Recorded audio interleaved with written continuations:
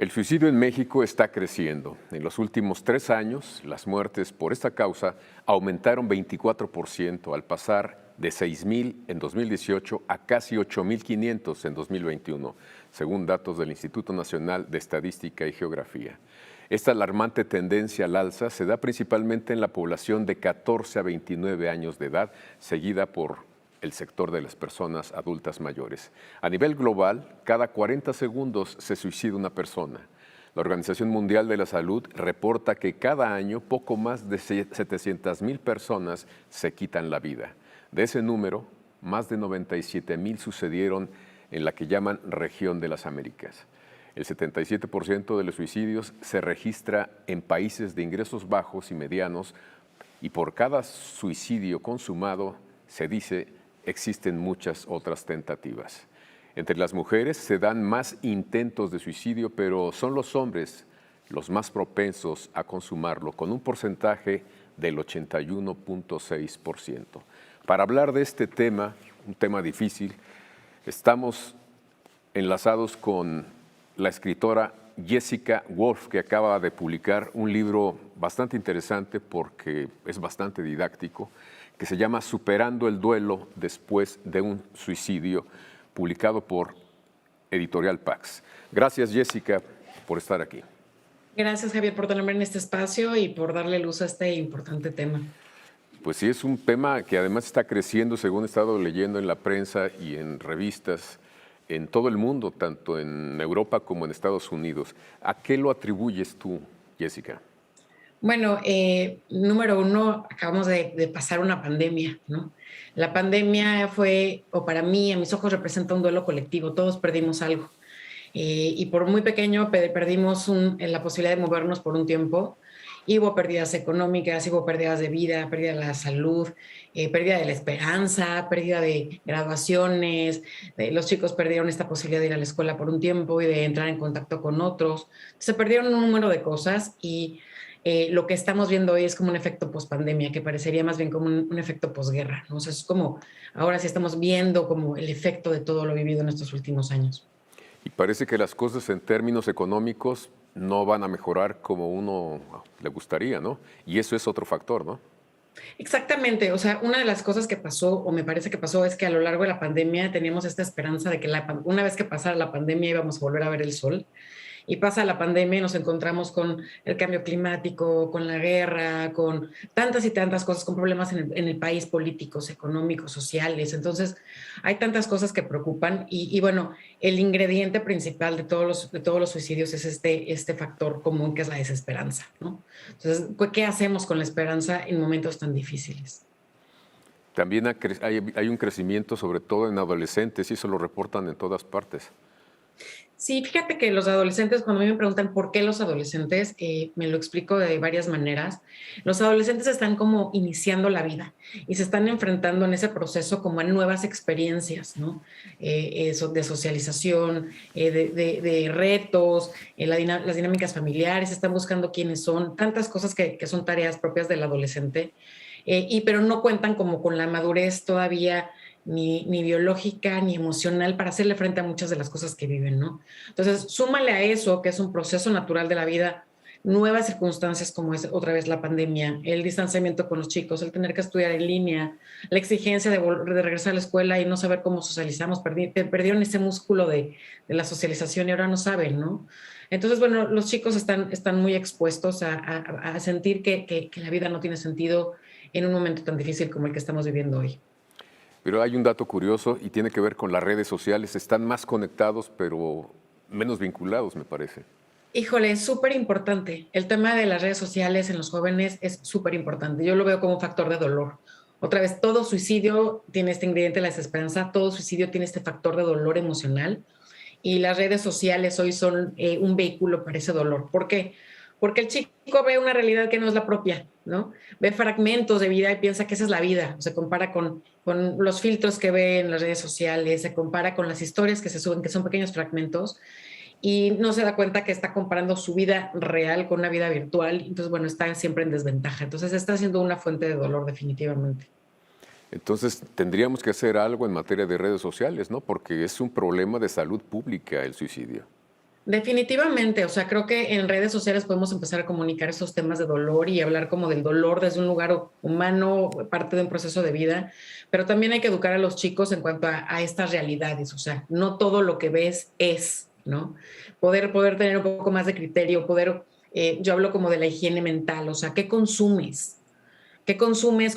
¿Qué te alimenta? No nada más el cuerpo, sino la mente, ¿no? ¿Cómo te alimentas y qué información estás consumiendo? Porque la información que los chicos están consumiendo hoy, están abiertos a tantas cosas que están consumiendo un exceso de información y no siempre de calidad.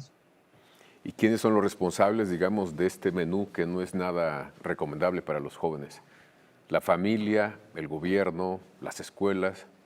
La realidad es que, bueno, como papás, o sea, me incluyo, creo que hacemos o tenemos esta tarea de regular lo que entra a nuestros hogares y lo que se sirve en la mesa emocional, pero a final de cuentas, las redes sociales, la tecnología nos ha ganado. O sea, hoy los chicos manejan la tecnología mucho mejor que nosotros, navegan por todos lados y van un paso adelante. Entonces, es difícil darle freno. Entonces, más bien, tenemos que hacer consciente a los chicos de lograr esta regulación propia, haciendo labor también como papás, haciendo la labor o educando a través de las escuelas. Y bueno, y finalmente también trabajar en que las redes que son sociales, que es la información que los chicos consumen, también tenga contenido de calidad. Así es. En uno de los capítulos de tu libro, tú hablas de los mitos del suicidio. ¿Cuáles son, Jessica? Pues mira, que creo que el más importante es que hablarle a una persona que piensa en el suicidio le da la idea. O sea, si tú piensas que alguien puede hacerse daño, decirle, oye, has pensado en hacerte daño, en quitarte la vida o en el suicidio, es darle la idea. Y como suicidólogos sabemos que eso no es cierto, que al contrario, o sea, que hay que hablar del tema, que hay que sacar el tema a la luz y que hay que preguntar. Que preguntarle a una persona, ¿has pensado en quitarte la vida? Puede salvarle la vida. Ese sería como uno de los grandes mitos que hay que resolver. ¿Tendría que discutirse o plantearse, digamos, en algún momento en la familia y en la escuela, o no? Definitivamente, en cualquier parte, Javier, porque es un tema social, el suicidio es una problemática social, no solo individual, sino social. Entonces, todos tenemos la tarea de contenernos unos a otros, de acompañarnos unos a otros, de sostener el dolor, porque el dolor está siendo colectivo. Entonces, no es de unos cuantos, no es de un terapeuta, no es de un suicidólogo, no es de un maestro, es de todos. Entonces, si todos nos capacitamos a hacer estas preguntas, a observar las señales o estas invitaciones a hablar de, oye, pregúntame por qué no la estoy pasando bien, podemos entonces salvar vidas. Tenemos que ir a un corte, Jessica, y regresamos con estas preguntas que nos estás planteando para compartirlas con el público. Claro que sí.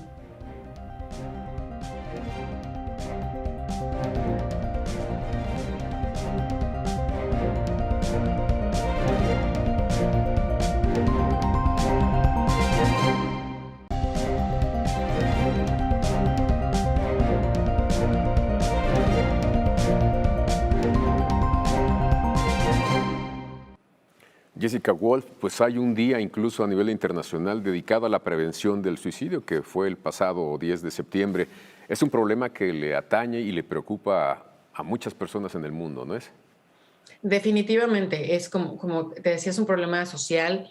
El suicidio no distingue raza, credo, clase social. Sabemos que hay poblaciones más vulnerables, pero en realidad cualquier persona puede hacer como ese pico de dolor emocional y pensar en la muerte en algún momento de su vida.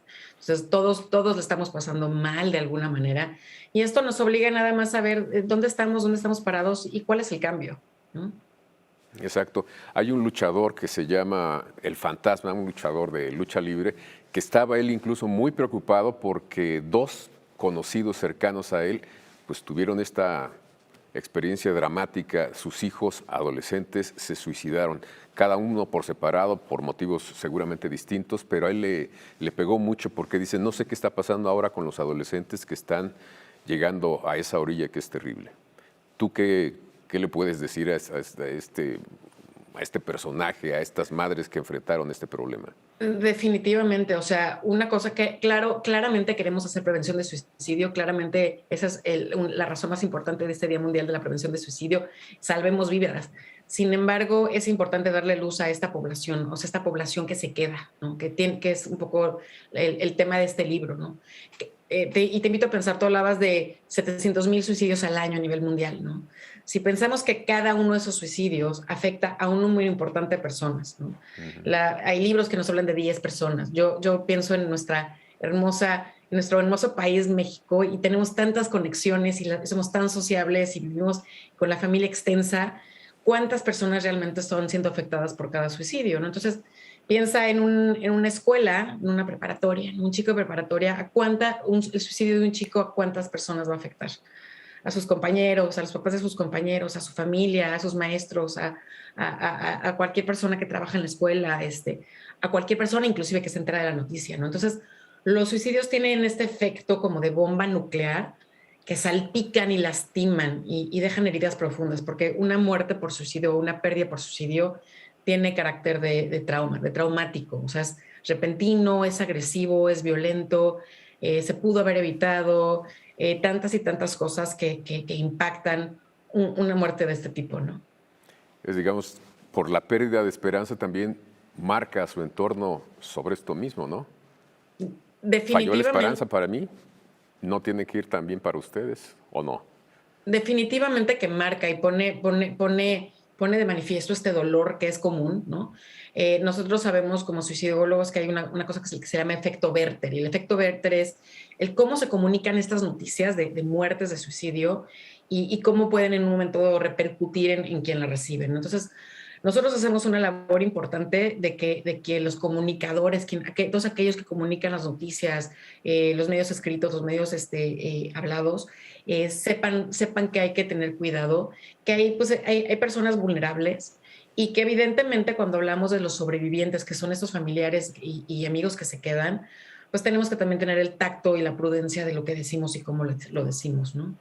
Jessica, entonces el proceso de duelo puede ser más largo que si fuera un duelo normal, digamos, de una persona que fallece. Te agradezco la pregunta porque es totalmente diferente. Es mucho, mucho más complicado. Entonces, bueno, cuando le dicen a un sobreviviente, bueno, ya pasó un año, tendrías que haberlo superado, es que no están dimensionando el impacto de la noticia, el impacto de la muerte, ¿no? Entonces, es un duelo más complicado. Otra vez tiene carácter de trauma y bueno, existe la culpa, existe el estigma y el tabú sociales que no permiten que estas cosas se hablen, que muchas veces se juzguen. Estas personas se sienten aisladas porque otra vez son juzgadas, porque no encuentran la ayuda adecuada. Creo que estamos en un camino hacia especializarnos más, a dar la ayuda propia a estas personas, pero siguen faltando especialistas. O sea, hay tanatólogos que trabajan con muerte, hay suicidólogos que trabajan con suicidio, pero son pocos los que trabajan con duelo y suicidio y que entienden esos temas de muerte y que entienden estas dinámicas familiares. Entonces, gracias por la pregunta. Es algo muy específico y estas personas requieren este acompañamiento. Por eso me animé a escribir este libro. El libro en realidad es un acompañante terapéutico. Explica qué es el suicidio, explica qué es el duelo, explica qué es el duelo por suicidio y cómo caminarlo y atravesarlo para integrarlo a la vida y poder sanarlo, ¿no? También en alguno de los capítulos del libro, pues hablas de aquellos que fracasaron en ese intento y es toda una experiencia, ¿no? Exactamente.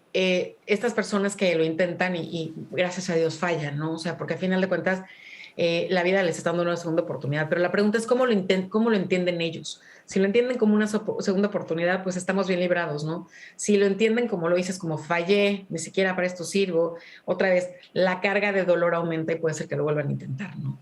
Entonces, una persona que intenta y falla, habría que preguntarle cómo lo vives, qué entendiste esta experiencia, qué te dejó esta experiencia y trabajarlo a que sí sea una experiencia de transformación y que pueda sanar ese dolor original que lo llevó a pensarlo en primer momento, ¿no?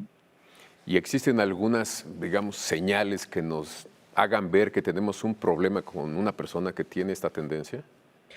Mira, yo no hablo propiamente de tendencias porque creo que cualquiera, y tal vez es revolucionario lo que te voy a decir, creo que cualquier persona puede pensar en la muerte o en hacerse daño. Tenemos vida, todos tenemos vida, somos responsables de nuestra vida y en un momento de dolor, los americanos hablan de la tormenta perfecta, multivariables, ¿no?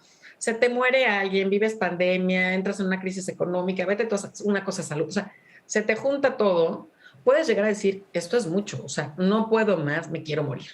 Y hay una frase que repetimos mucho, que la oímos constantemente que la gente dice o decimos me quiero morir, ¿no? Cuando tenemos cosas muy Totalmente. complicadas. Entonces yo lo normalizo yo cuando hablo del tema, especialmente en foros donde hay chicos, digo, ¿a quiénes de ustedes han dicho me quiero morir? Y yo soy la primera en levantar la mano. Esto no quiere decir que necesariamente te vayas a suicidar, pero por ahí empieza ese proceso, en pensarlo y luego en mostrar conductas que implican riesgo, ¿no? Claro que hay señales, si quieres las platicamos un poquito más detenidamente, pero en realidad estas señales son invitaciones a hablar del tema y son, bueno, estos cambios de conducta que vemos, que la persona está expresando desesperanza, que exprese temas de dolor, cuando ha tenido pérdidas, cambios en su rutina, ¿no? Que duerme de más, que duerme de menos, que come de más, que come de menos, ¿no? Y realmente estas señales las podemos ver o estas invitaciones las podemos escuchar mucho en nuestra intuición, cuando paramos oreja y corazón y conectamos y decimos, a ver, algo no me está checando, ¿qué onda? ¿Cómo estás? Y te animas a decir, algo no me está checando y me preocupa y te quiero preguntar, ¿has pensado en hacerte daño?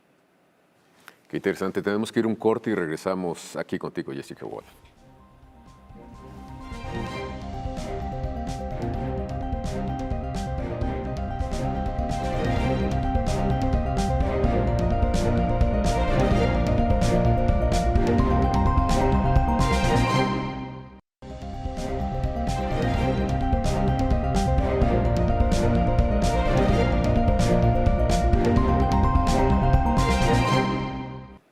Si los datos más recientes apuntan a que los jóvenes, los adolescentes son un grupo vulnerable en materia de suicidio, ¿qué es lo que tendríamos que hacer, Jessica Wolf? Creo que, o sea, otra vez, es un tema social, tenemos todos que entrarle. Creo que los papás tenemos como un buen registro de quiénes son nuestros hijos y dónde están, y hacer estas preguntas, ¿no? Abrir estas conversaciones y decirles, ¿cómo estás? ¿Cómo le estás pasando? ¿No te veo bien? Muchas veces el chico no va a querer hablar con papá y con mamá porque justamente parte de la tarea de la adolescencia es separarse de papá y mamá. Pero si como papá o mamá lo identificas, decirle, oye, bueno, no necesariamente lo tienes que hablar conmigo, pero hay ayuda y podemos conectar con la ayuda. Entonces, darle al chico el espacio y conectarlo con ayuda profesional para que pueda expresar lo que le está doliendo. Y creo que siempre hay que saber que el dolor es pasajero. O sea, no decirle al chico, la vida no te va a doler, hay que decirle, la vida te va a doler y hay que aprender a navegarlo y cómo. Entonces yo hablo de la posibilidad de hacer como un callo emocional, o sea, hay que permitirle al chico hacer callo emocional, volverse resiliente para poder enfrentar la vida, porque si lo protegemos, si lo tenemos en una burbuja de cristal, esto no va a funcionar, ¿no? Entonces, ayudarlo a acomodar los dolores, entender los dolores, a madurar los dolores, como papás, como maestros, los maestros también están suficientemente cerca de los chicos como para poder decir, este chico le está pasando algo, y no postergar el momento de hacer la pregunta, o sea, no esperar a que el chico se acerque. El chico no se va a acercar, te vas a tener que acercar tú a hacer la pregunta. Entonces hay que tender puentes, digamos, con gente que veamos que ha cambiado su conducta, ¿no?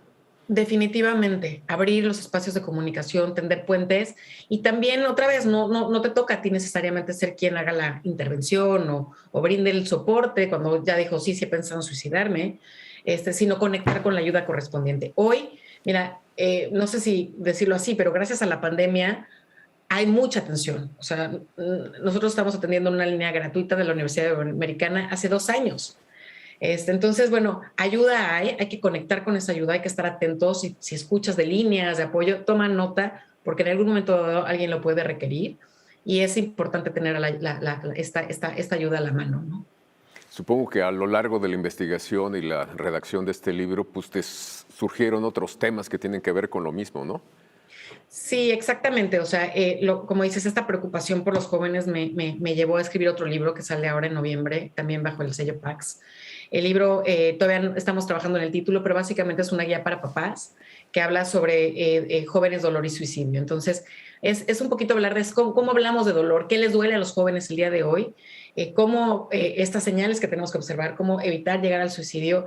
Y si, bueno, lamentablemente ha habido un suicidio que se consuma, ¿qué hacer? ¿Y qué hacemos como escuela? ¿Qué hacemos como familia? ¿No? Entonces, bueno, está otra vez al alcance va a estar al alcance de la gente. El libro Superando el duelo después de un suicidio hoy está en todas las librerías en México y también en formato digital descargable. Bueno, no solo es para personas que han perdido a alguien por suicidio, es para todo aquel que quiere acercarse a entender el tema del suicidio, de dolor, de duelo, y también para profesionales que quieran tener un poco más de experiencia para trabajar el tema. Jessica, después de la visión general que hiciste, porque en una parte del libro hablas de por qué se suicidan los mexicanos o qué les duele a los mexicanos, ¿tenemos unas regiones más vulnerables que otras? Tenemos unas problemáticas que son como muy particulares de nuestro país y especialmente de nuestro país estando dentro de Latinoamérica. O sea, como latinoamericanos tenemos problemáticas particulares, ¿no?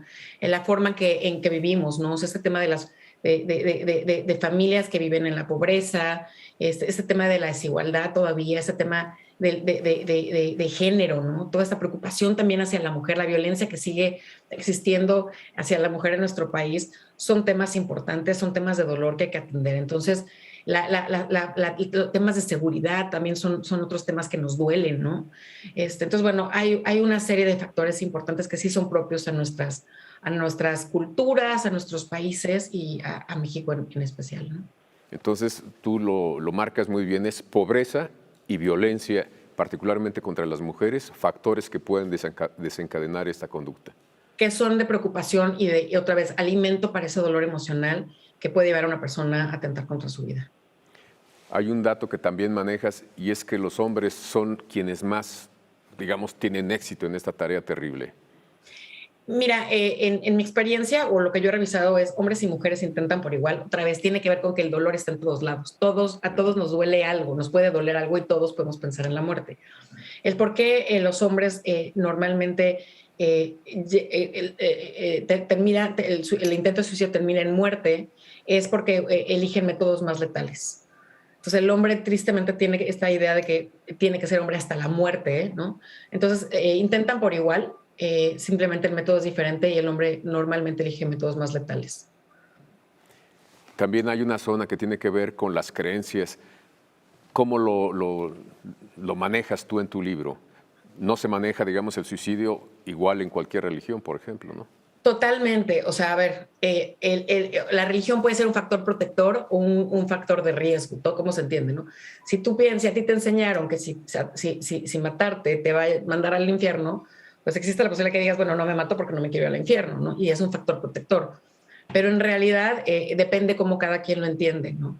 Entonces, bueno, nuestras creencias juegan un papel importante. ¿Quiénes somos? ¿Qué creemos? ¿Qué es importante para nosotros? ¿Qué es otra vez? ¿Cuáles son estas fuentes de dolor? Definitivamente, pues es algo como muy personal. Entonces, las creencias juegan un papel importante y hay que trabajar con ellas, ¿no? Y las creencias también van cambiando a lo largo de la vida, ¿no? Vamos evolucionando, vamos transformándonos. El dolor, Javier, tiene un potencial de ser transformador y catalizador de cambio, ¿no? Entonces, a ver, si aquellos que nos están escuchando se están encontrando en un momento de dolor, yo te diría, bueno, abrázalo, tómalo, entiéndelo, transmútalo, ponlo al servicio, atraviésalo y deja que te enseñe algo. El dolor se va cuando aprendemos de él.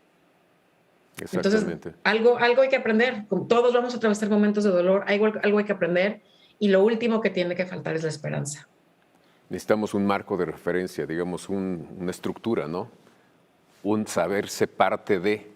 Definitivamente. Y mira, algo lindo que comparto en el libro y que comparto en espacios donde me permiten compartirlo es una cosa que pueda anclar al chico o a cualquier persona en la vida es saber que su vida es útil para los demás.